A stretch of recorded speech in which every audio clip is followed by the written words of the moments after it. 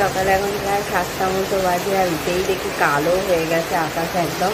আর এখন অবশ্য প্রচুর বৃষ্টি হচ্ছে, আর সঙ্গে কিন্তু বাজও পড়ছে। যাই হোক, যা গরম পড়েছিল তার থেকে তো একটু স্বস্তি হয়তো আজকে দিনটাতে। প্রচণ্ড বৃষ্টি হচ্ছে কিন্তু। যাই হোক, আমগুলো একটু ভালো হবে, হয়তো মিষ্টি হয়ে যাবে। বৃষ্টির জল পেয়ে যা অবস্থা হয়েছিল, খরা করে দিয়েছিল পুরো। আরাম হচ্ছে, একটু ঠান্ডা হাওয়াও দিচ্ছে। এখনো হচ্ছে, তবে একটু কমে এসেছে।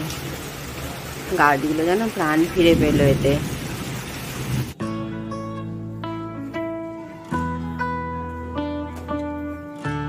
সকালে 10:30টা মতো বাজে, আর একটু রান্নায় হেল্প করতে চলে এসেছি মাকে। প্রথমে আবার বিট ভাজা, তো এই যে বিটটা কেটে নিয়েছি, এটা কুড়ে নিই। এটি কতটা হয়, যদি আর একটু লাগে আর একটু করা যাবে।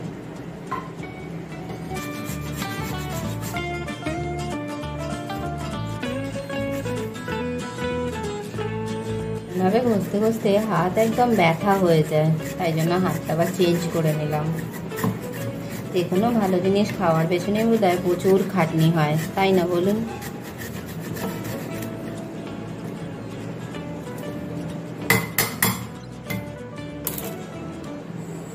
হয়ে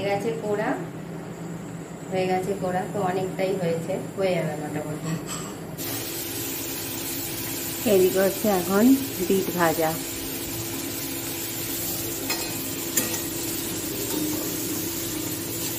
কালো জিরে আর শুকনো লঙ্কা ফোড়ন দেওয়া হয়ে গেছে। এবার একটুখানি নেড়ে তারপর চিনি দিয়ে নামিয়ে নেব।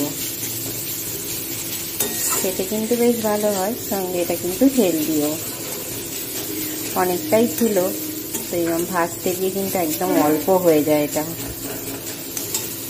এখন করছি সকালের টিফিন, আলু ভাতে ভাত আর শশা নিয়ে নিয়েছি। এই যে আলু ভাতে ভাত আর শশা দিয়ে, আর একটুখানি বিট ভাজা নিয়েছি। ওই দিয়ে সকালের টিফিনটা হয়ে যাচ্ছে। এখন আবার গরম করছে, যেই একটু বৃষ্টিটা থেমে গেল আবার গরম শুরু হয়েছে। আলু ভাতে ভাত, বিট ভাজা, শশা। ভাতেতে আলুই বেশি হয়ে গেছে, আর এই আলুগুলো কেন জানি না খুব শক্ত, মাখাই যাচ্ছে না। আজকে যেহেতু রবিবার, তাই সকালবেলাটা আমার একটু ফাঁকা সময় আমি পাই বলে, তো আজকে একটুখানি ঘর দোর একটু পরিষ্কার করে নিই। এখন অবশ্য আগে ঝাড় দিয়ে নিচ্ছি, প্রচুর ধুলো ঢুকে গেছে ঘরে। সকালে ঝড় উঠেছিল, তো প্রচুর ধুলো ঘরের মধ্যে ঢুকে গেছে। তো আজকে একটুখানি ঝাড় দিয়ে মুছে নিতে হবে।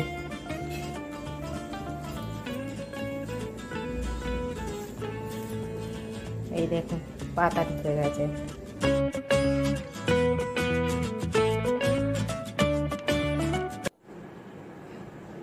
ঘর মোছা ঝাড় দেওয়া হয়ে গেছে। এবার একটুখানি এই যে শাঁখালু নিয়ে বসেছি, এর মধ্যে একটু বিট নুন দিয়ে নিয়েছি। এটা খেয়ে নিয়ে এই কাজটা আজকে পরিষ্কার করতে হবে। ওটার মধ্যেও ধুলো পড়েছে, কি করে যে ধুলো পড়ে যায় কে জানে। তো ওখানে ধুলোটা মুছবো, কলিন দিয়ে মুছবো, আর নিচে যে সমস্ত জিনিস রয়েছে ওগুলো একটু মুছবো। একটু খেয়ে নিই, তারপর যাই। আগে রবিবার যেহেতু ছুটির দিন, তার জন্য এই কাজগুলো একটু করে নিই ঘরের। কাঁচটার মধ্যেও কিন্তু প্রচুর ময়লা জমেছিল। এমনি ওপর থেকে দেখলে বোঝা যায় না, কিন্তু প্রচুর নোংরা ছিল। ভালো করে আগে শুকনো কাপড় দিয়ে মুছে নিয়ে এরপরে এর মধ্যে একটুখানি কলিন দিয়ে নেবো। তার আগে এই যে কৌটোগুলো আছে এগুলো একটুখানি ভালো করে আগে পরিষ্কার করে নিই। সবেতেই কেমন জানি না ধুলো পড়ে রয়েছে।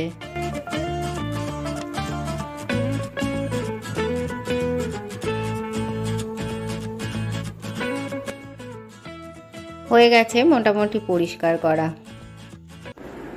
স্নান টান সেরে এখন দুপুরের খাবার খেতে বসেছি। প্রথমেই বিট ভাজা, তারপরে নিয়ে নিলাম একটু উচ্ছে ভাজা, আর এরপর যা যা আছে পরপর একটু বসিয়ে নিলেই হবে। এটা হচ্ছে মাছের তরকারি, আর এটা হলো শসা, আর এটাও হলো টক দই।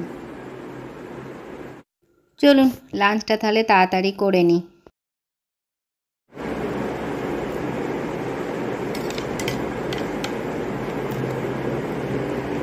গরমে টক দইটা কিন্তু খুব ভালো লাগে। আমি বিট নুন আর একটুখানি চিনি এর মধ্যে দিয়ে নিই। একদম টক আমি খেতে পারি না, এমনি খেতে কিন্তু খুব ভালো লাগে, আর শরীরের জন্য তো খুবই ভালো এত গরমে। এখন 6:45 মতো বাজে বিকেলে, তো এখন হয়ে গেছি রেডি, কয়েকটা দোকান যাব, তো তারপরে আজকে যাব ওখান থেকে মামার বাড়িতে। রাত্রিবেলাটা থাকবো, কারণ কয়েকটা কাজ আছে যেগুলো করতেই ওই দিকে করব, তো অনেকটা রাত হয়ে যাবে, তো আজকে বাড়ি ফিরবো না, কালকে ফিরবো বিকেলের দিকে। আর কালকে ওখানে কিছু কাজ আছে, সেগুলো মিটিয়ে নেবো। চলুন যাওয়া যাক। তো আমি যাবো, বড় মামিকে জানাইনি, আমাকে দেখে তো খুব খুশি হয়ে যাবে। চলুন যাই। বাড়ি থেকে যেন বেরোতে ইচ্ছা করে না। দেখুন রাস্তাটার কি অবস্থা, এই গোটা রাস্তাটাই এইভাবে খুঁড়ে দিয়েছে, আর যেখান দিয়ে চলবেন মোটামুটি পা মুচকে যাওয়ার প্রচুর ভয়।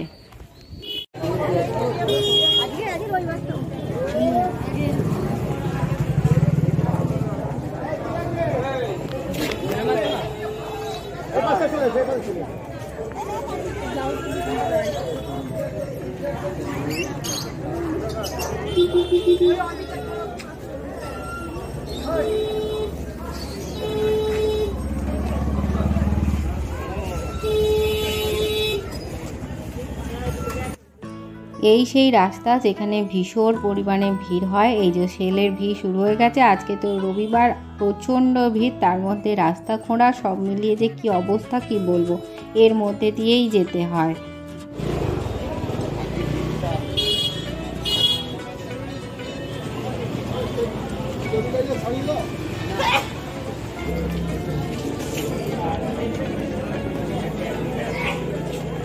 শনিবারে যে রক্ষাকালী পুজোটা এখানে হয়েছিল তারই কিন্তু খাওয়া দাওয়া শুরু হয়ে গেছে, তো রাস্তায় দাঁড়িয়ে খাওয়ানো হয়, আর সঙ্গে পাশ দিয়ে লোক যাওয়ার ব্যবস্থা তো রয়েইছে। তো ঠাকুর কিন্তু রাত্রিবেলায় বিসর্জন হয়ে যায়, মানে ভোরবেলার দিকে আর কি বিসর্জন হয়ে যায়। আর এদিকে যারা শালপাতায় খেতে চাইবে তারাও পারে খেতে। আর এই যে হলো ঠাকুরের জায়গা, কত খিচুড়ি হয়েছে দেখুন। চলে এলাম মামার বাড়িতে, চলুন ভেতরে যাই, বড় মামিকে সারপ্রাইজ করে দিই।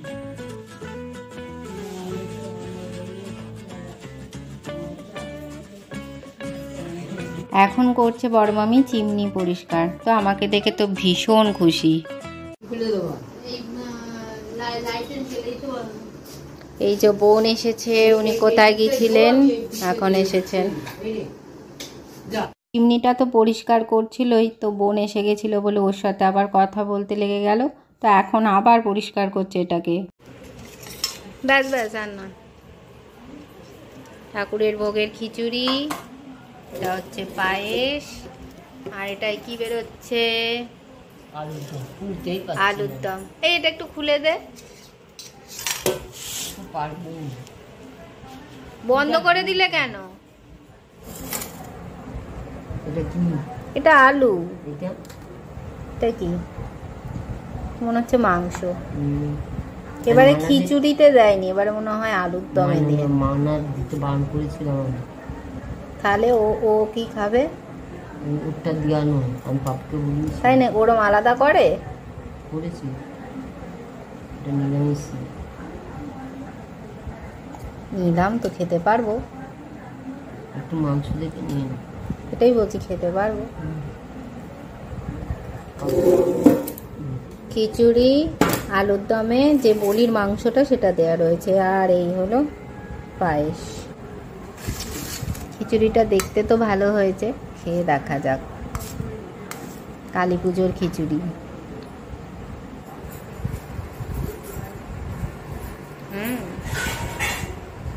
দারুণ খেতে। এই দেখুন নামছে ওপর থেকে। চলে যাচ্ছিস? দারুণ খেতে হয়েছে। আলুর দমটাও খুব ভালো হয়েছে।